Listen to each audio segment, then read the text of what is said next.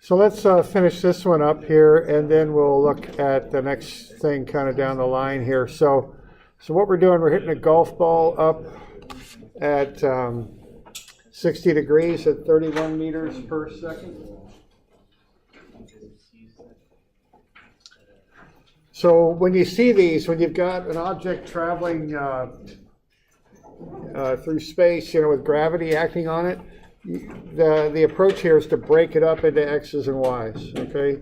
So you do the vector thing like what you learned in statics, cosine and sine of the angle times the velocity this time.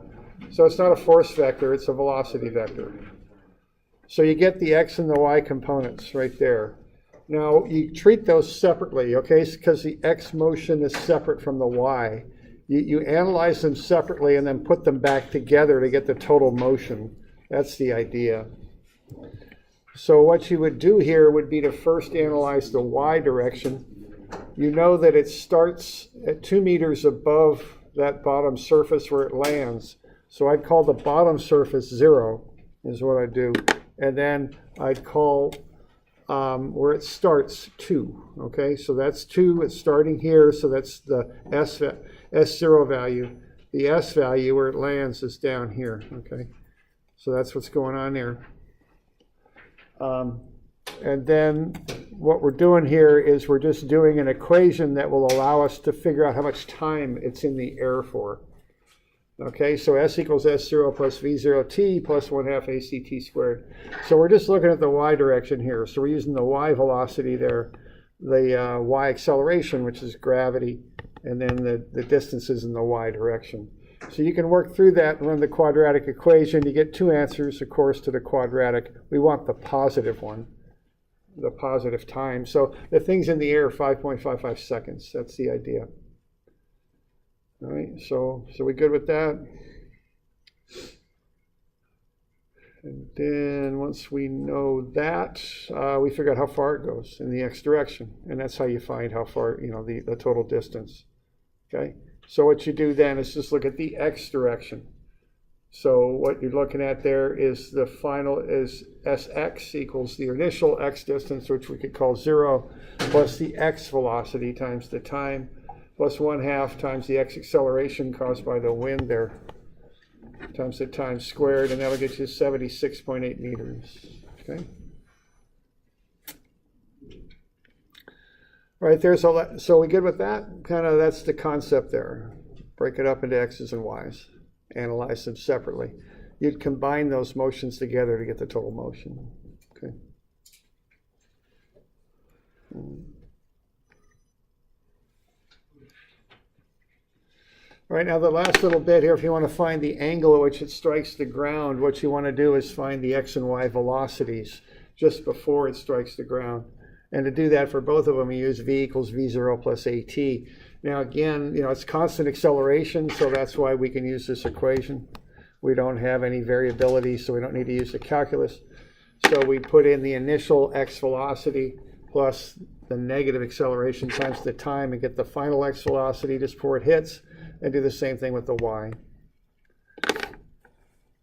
And then once you've got that, you know the 2 velocities just before it hits right there.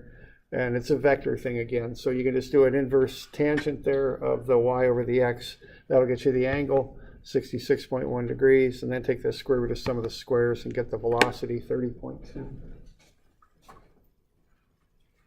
So that's the deal with that one.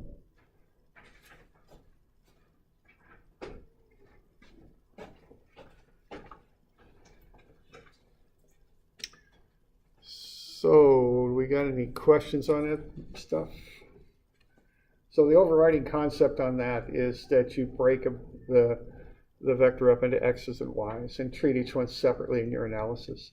The motion is the combination of the two, but the analysis is done separately.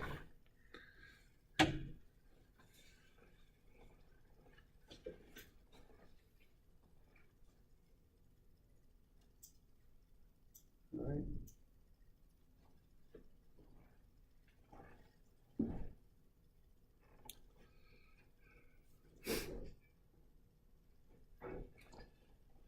So that's one way to handle this curved motion.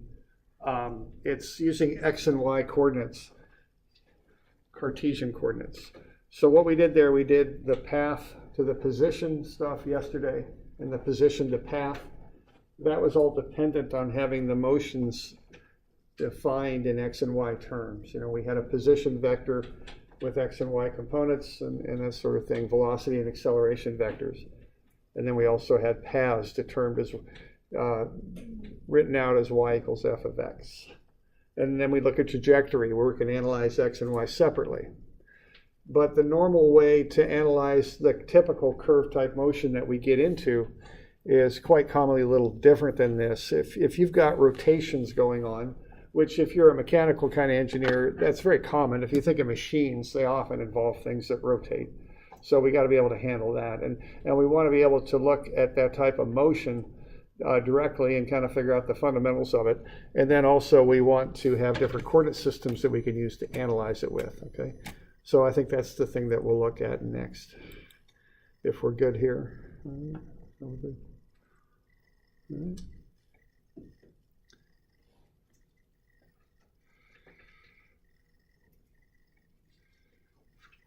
So let's have a look.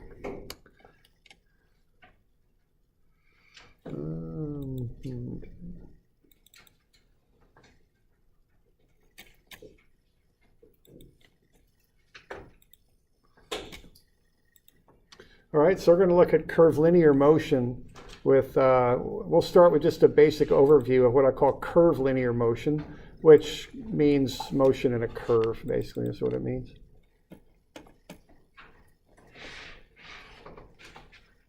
So let's have a look at that.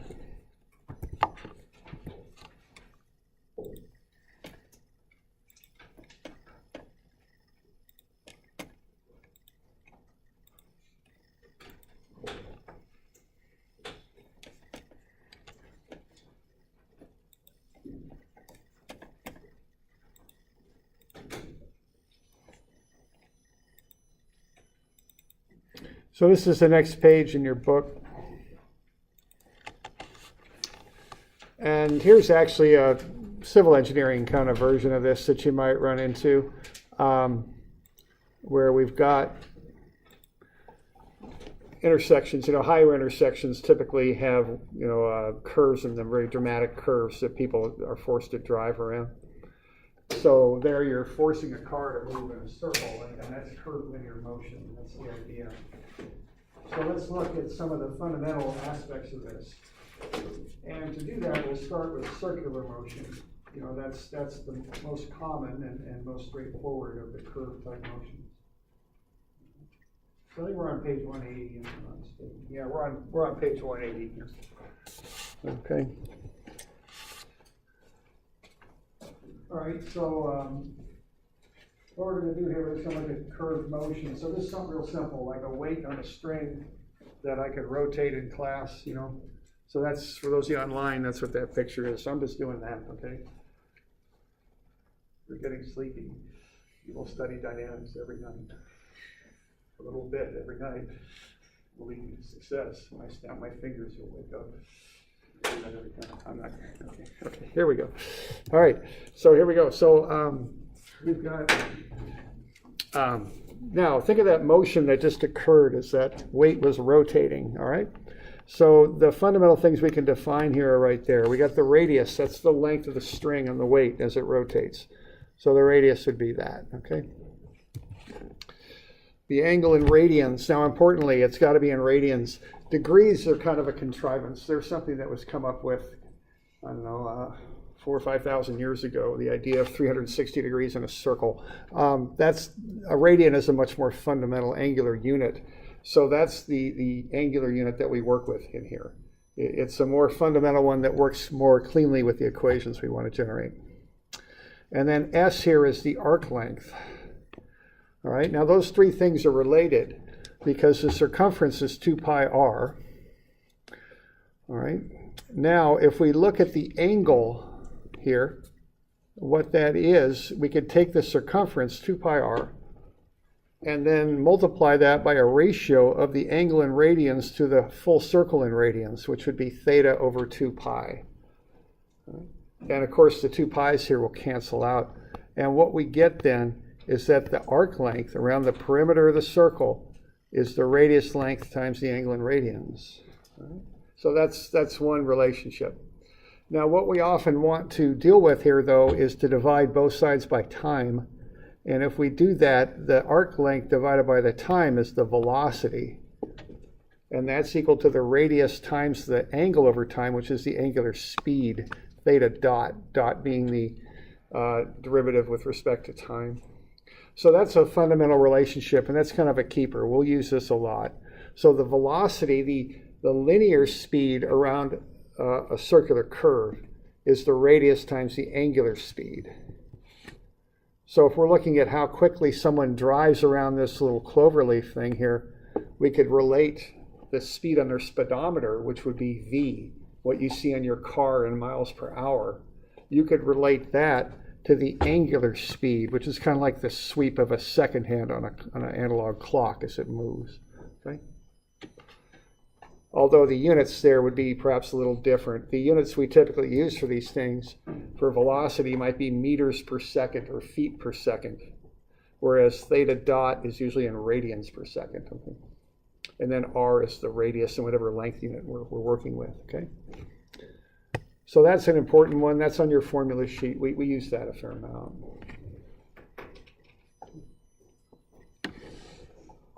Right, now let's have a look at what happens as that object moves around in a circle. Let's just kind of snapshot it here. Let's just say it's being spun at a constant velocity. Okay, so let's say that's a constant velocity that thing's being spun with.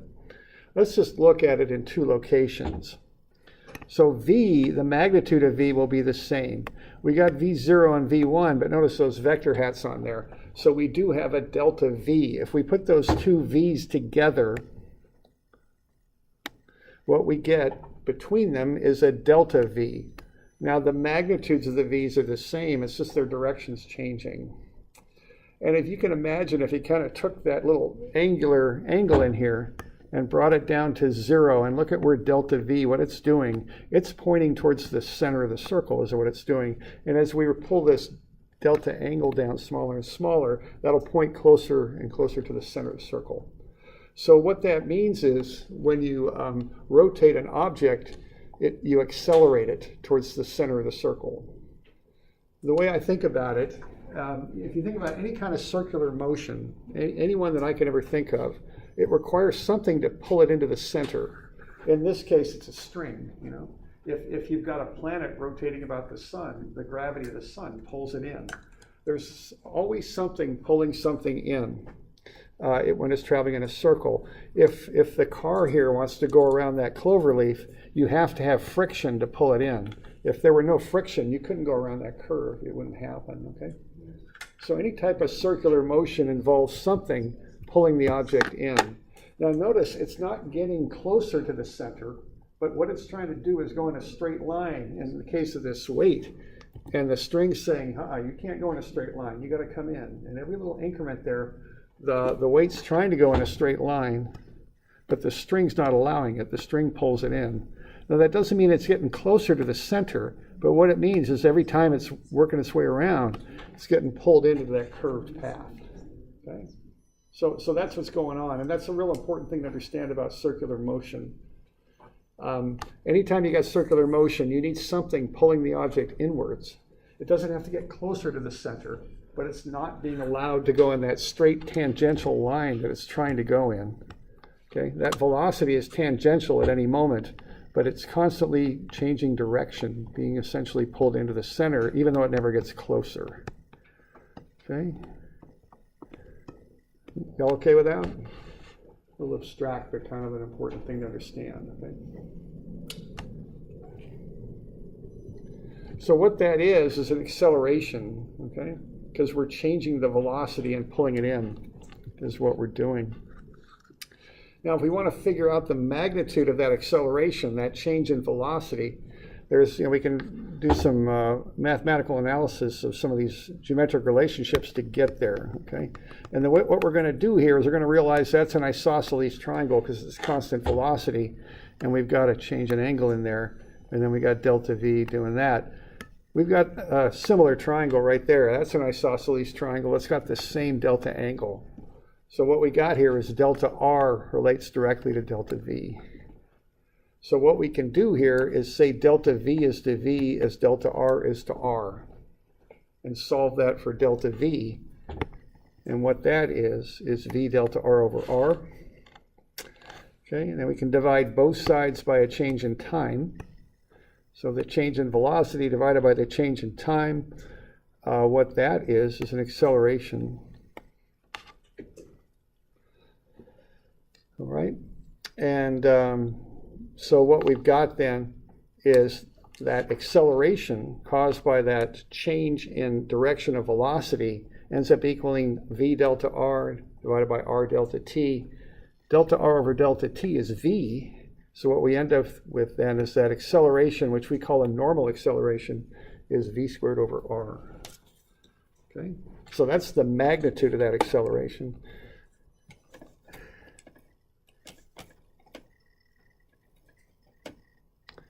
So the kind of the takeaway from that whole spiel there is as follows.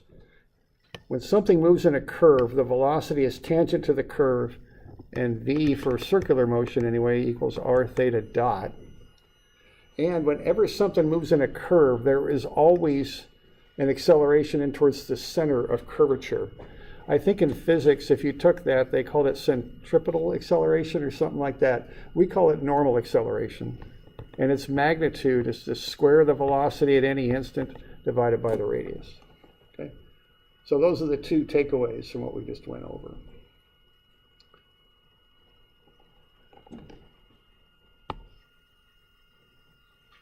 We got any questions on that stuff? Okay.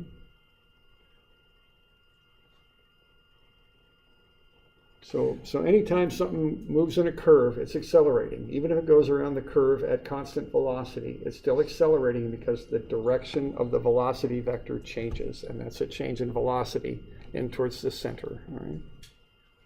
All right. All right, now there's different ways we can look at this, all right? Now, there's different coordinate systems that are used. The first one we'll look at is the normal tangential coordinate, all right? Now, let's say we've got a creek here, and we throw in a tennis ball or an orange or something. Okay. That thing's, of course, going to go down with the current. So let's say that's going around some curves, as we're seeing. There's two common ways to look at it. One way is to stand on the bank and look at it with a fixed coordinate system. And what you'll see is it'll move away from you on that coordinate system. Okay? But there's another way. And the other way to look at it is to fix a coordinate system to the floating object. And what happens is the coordinate system moves as the object moves. It sticks with the object. And that can be a little tricky sometimes, but it gets you a clean way to look at curved motion to do it that way. These are called normal tangential coordinates when you do that. Okay? The object's velocity is always in the tangential direction, so it always has that tangential component of velocity only, not a normal component. And then the acceleration can be in both directions. Okay? So it leads to a fairly simple analysis of the direct motion, although you do have to track where your coordinates are, which gets a little tricky because you've got basically a moving coordinate system when you do this. So we have a coordinate system that's attached to the object. The tangential axis goes directly in the velocity direction, tangent to the curve. The normal axis then is normal to the tangential axis, pointing into the center of the curve. Okay? Now you can talk about the radius of a circle, or you can talk about a more general term, which is rho, which is the radius for a non-circular curve. So you can define that radius either way, okay? So the radius would go off that way, and that way, and that way, right in the normal direction. The object moves in the tangential direction, okay? So that's called a normal tangential coordinate system. It moves with the object. We can come up with unit vectors, u sub n and u sub t, just like I and j and k. Same idea. They're direction pointers. They point in the normal and tangential directions. Okay. All right. So at any time, the velocity is tangent to the curve in the in the tangential direction only. So if we come up with the motion of the object, we're going to have v, the velocity vector, which is tangent to the curve. So that's a magnitude of v times the tangential unit vector. Okay. Now we have the capacity for two components of acceleration, though. We always have a normal acceleration in the normal direction, and that's always got a magnitude of the velocity squared over the radius, and that's in the normal direction. That always happens when you're traveling in a curve. Okay, so if you are going to Corvallis and you head south on whatever that is that Looney Lane, or I can't remember what the name of that street is, and then you tee into Route 34 and you turn right and you get on that curve, you're accelerating in towards the center of the curve as you go. Okay, and you're accelerating with whatever you read off your speedometer, the velocity squared over the radius. But you can also be accelerating in a second way. And that is if you're stepping on the gas and making the car go faster, you're changing the velocity in the tangential direction. So that's a time derivative of the velocity, dv dt. You might call it v dot. And that's in the tangential direction. So acceleration around a curve can involve two components of acceleration. You'll always have this normal component inwards. You might have a change in velocity if you're stepping on the brakes or stepping on the gas, okay? Also, and that would be in the tangential direction, okay? So what we want to do is define these magnitudes, but also their direction when we're going in a curve, all right? Got any questions on that bit? Okay.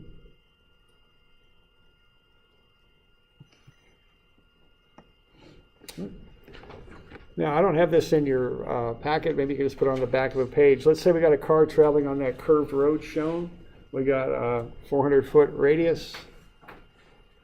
This velocity of the car is 60 miles per hour, which is 88 feet per second.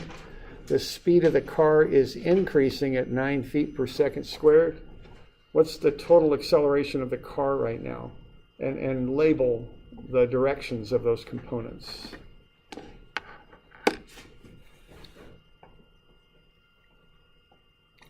Okay. Just want you to sketch that up and see what you can do with it. So find the components of acceleration and the total acceleration.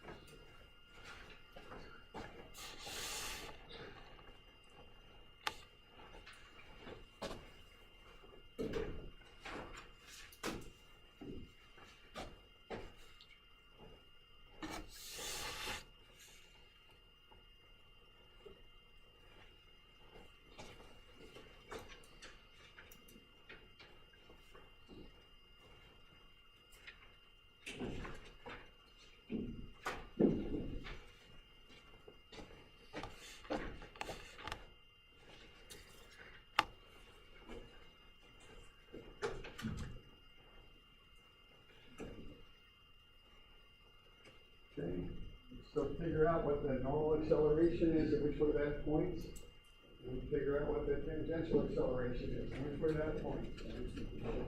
You might need your calculator for one little calculation, but that's it. Some of the answers are just sitting right there.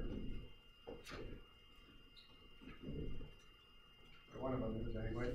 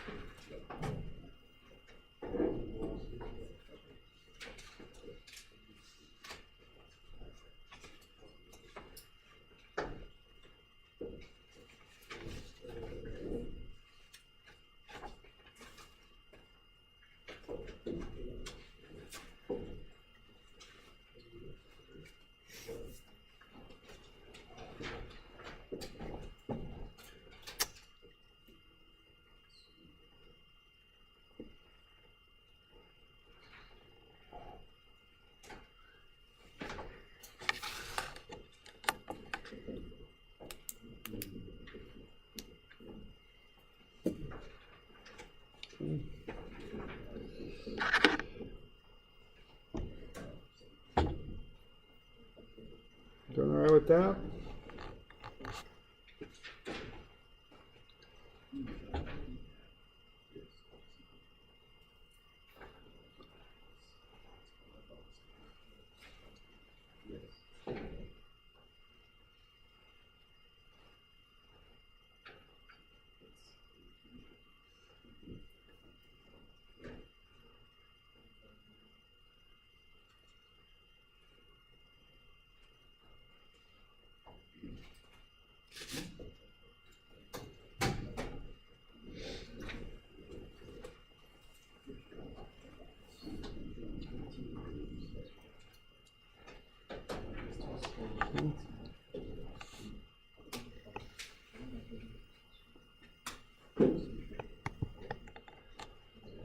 How would you translate that third line there into math, so to speak? I think of math as being a language sometimes. This is a real standard wording on that. The speed of the car is increasing at 9 feet per second squared.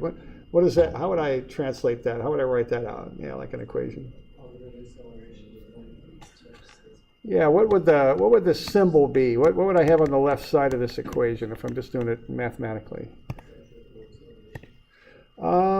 This isn't centripetal. It's tangential, yeah, and right. Now, how would I write that out further? What would my little symbolic thing for that be? So I could work with it further if I wished. What is that? It's not v squared over r. And the other thing, that would be normal acceleration. It's not that. See, what's happening is someone's stepping on the gas. They're going faster. So what's happening there? Yeah, okay, right, dv dt. That's what that is, okay? Okay, and then now centripetal acceleration is a physics thing. It's normal acceleration here, and what's its magnitude? What do we got? Yeah, right, and that's an instantaneous v, okay? 88 feet per second, square that, divide it by the radius, which is 400 feet. Okay. So there you go. So that's a sub t is just 9 feet per second squared. It's given. That's just written right out. And that's a very standard wording on that. So get used to that and be able to quickly translate that into a sub t. A sub n is v squared over r. It's 19.4. So the total acceleration would be the vector sum of the two because they're at right angles to each other. Okay. So why don't you get both of those pointing in the proper direction on that sketch? Which one's going which way?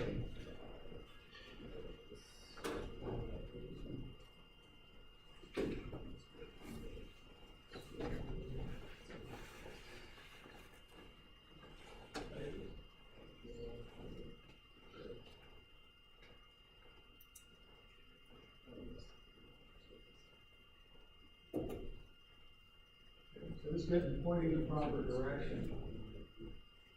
Because these are vectors. We want to get used to understanding, where they're going, where they're pointing. They're not force vectors. They're, in this case, we're dealing with acceleration vectors. But they follow the laws of vectors, is what these do. I mean, so we want to think about it that way. Okay.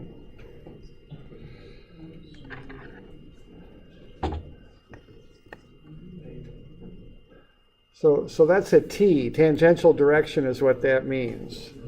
So the tangential is going tangent to the curve in the direction of the velocity. The normal is going perpendicular to that, in towards the center.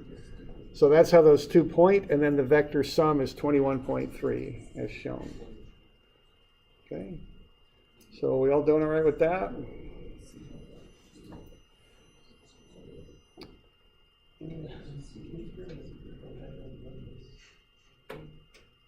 All right.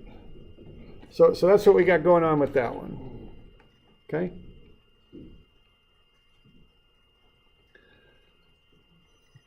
All right. Why don't we have a look at another one, more of a, so that's kind of a road kind of example. That'd be more like civil engineering, really.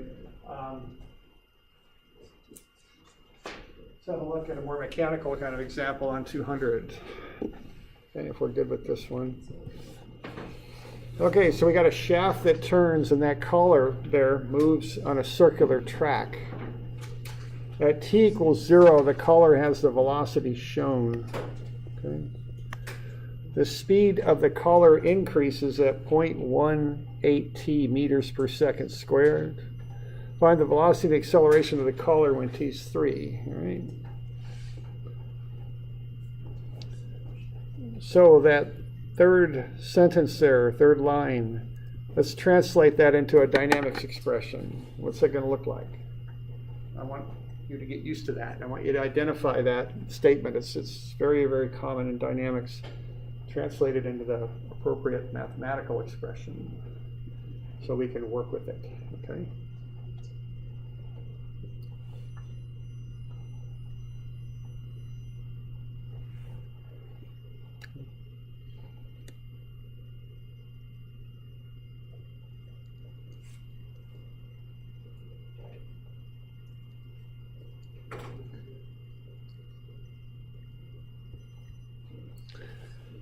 Okay. So the tangential acceleration is 0.18 t. That's the quick and easy translation of that. Now there's other versions of it that we'll use, but we'll start with that. Okay. So what that means is that's going around the track faster. The speed around the track is going up and up and up. That's what that means. Okay. So every little increment here, we're going faster and faster and faster. Okay. That's what that means. All right, now let's get that into something we can use, a more useful way to write a sub t. Okay, because we want to do some calculus with this and some integration and all that. So that a sub t symbol doesn't serve us quite the way we'd like. We'd like a different expression there. All right. So a sub t is dv dt, all right?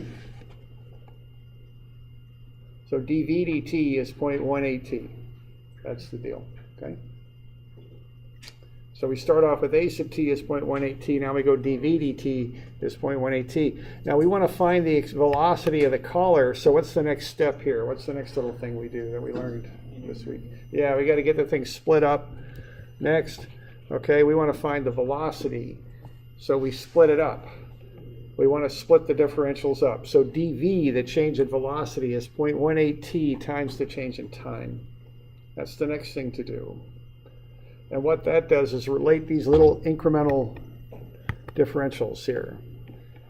Okay, so that small little change in velocity occurring in an instant is 0.818 times whatever the time is times that little change in time. All right, but we can't work with the differentials. We want to work with, well, we can. We were going to work with them to get to what we want. What we want are variables, v and t. Right? So what we got to do to accomplish that is we got to add them up over equal increments. All right? So we integrate, because that's what an integral is. It's adding stuff up. Okay. All right. So once you get the limits in there, okay, so just take a minute and put the proper limits into that expression.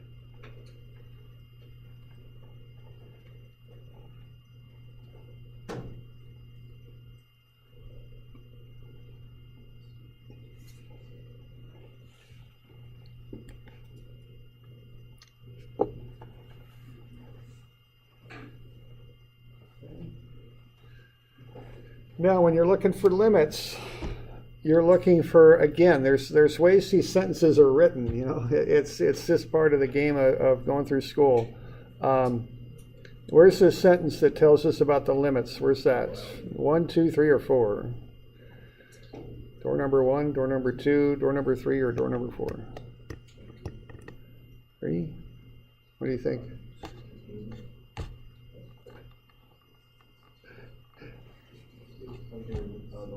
What? Yeah, yeah. Which one tells you, gets you a clue on what the limits are? Which sentence? Number 4? We're going to plug in t. We're not going to use, based on what I was saying earlier, I don't think we'll use 3. We'll use t, okay? All right? So I don't know if that's going to help us right now. We want defined information. That's what limits are. Now, I just want to point something out. That answer wasn't right, but it led to learning something, didn't it? See? You guys, you act too much like quiet engineers. You don't be wrong. It's fine. I don't care. I'm wrong all the time. I've screwed up a lot. That's how it learns. I mean, that's how it works, man. Okay? Pick one. 2. Okay. Why 2? There we go. At t equals 0, the velocity, oh yeah, there are 2 numbers, see? 2 distinct discrete numbers.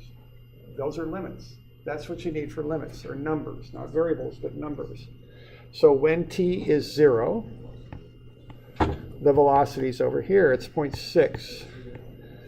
Okay, here we go. So there are the lower limits. Those things occur at the same instant, so we can use them for limits. We could start adding both of these quantities up when the values equal what are shown there, okay? And then we end adding them up, as I was just saying. I use letters up here. I know, there was a number, and that kind of fit part of that criteria, but I like to just put a t in there. I can always plug the 3 in later, okay? When I put the 3 in there, I'm locked into just analyzing t equals 3, which may or may not be good. Sometimes it is, sometimes it's not. And, I'm not always sure, so I just put a t in there. I can always plug the 3 in for t. Okay. So there you go. And then you just do the mechanics of the antiderivative to do the integration. So the integral of dv is v, the integral of 0.18t is 0.09t squared. And we evaluate that from 0.6 to v on the left and 0 to t on the right. Okay. So v minus 0.6 is 0.09t squared, so the velocity at any time is 0.09 times whatever the time is squared plus 0.6. We want to know the velocity when the time is 3, so we plug 3 in for t. See that? Now we could have done that with a definite integral, but what I've got here is a nice functional relationship. I kind of like that. Now on this one, actually, I don't even think I use it again, so it really wasn't necessary. But I always just do that because then I've got it if I need it. Sometimes these problems have other steps and other things I want to find out, so I can always plug the value of t in. I can always do that.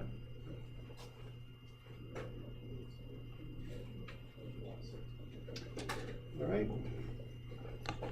So now I've got the velocity.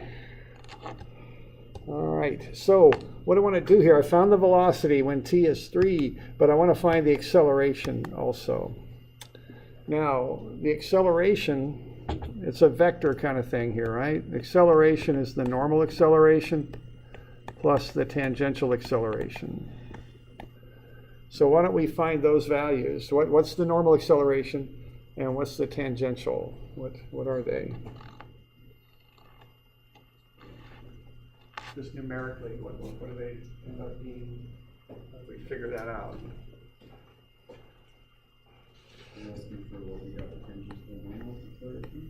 Yeah, right. I got 0.54 meters per second squared for tangential. Okay. 2.65 meters per second squared. Okay, I think that's about right. We got v squared over r for the normal. Yep. And now the tangential, again, that's this sentence right here. Learn to identify that sentence. We did it already. We did it right here. See, all you got to do is plug in t, which is 0.3 into that, or 3. And you'll get the tangential, all right? Okay.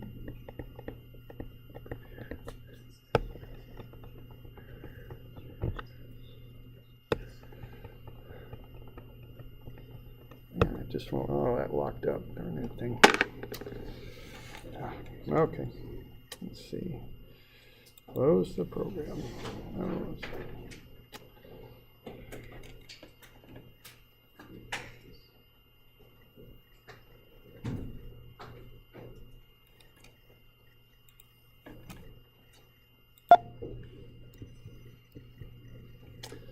right, so what we got there for the normal, it's the velocity we just found, 1.41 squared over 0.75. It's 2.65. The tangential is 0.18 times t. T is 3.54. So you just take whatever the velocity is at an instant, you square it, divide it by the radius. To get the total acceleration, it's just a vector, so you take the square root of some of the squares.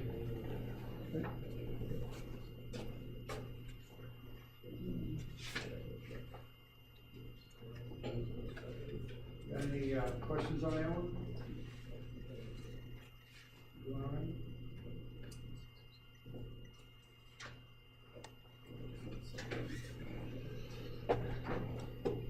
Okay. All right.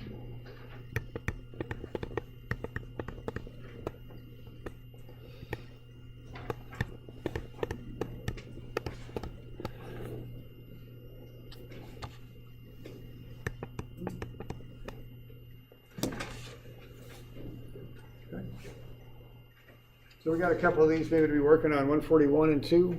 Make those due Wednesday. So those aren't due Monday, they're due Wednesday. We got those other 5 that are due Monday, and we'll go over those tomorrow if you got questions on them. Okay?